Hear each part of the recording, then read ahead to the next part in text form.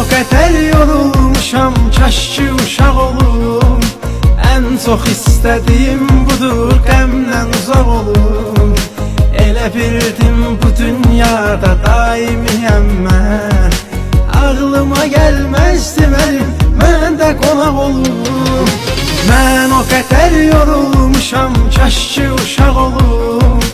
Ən çox istədiyim budur, qəmdən uzaq olum. Elə bildim bu dünyada daimiyəm mən. Ağlıma gəlməzdi mənim, mən də qonaq olum.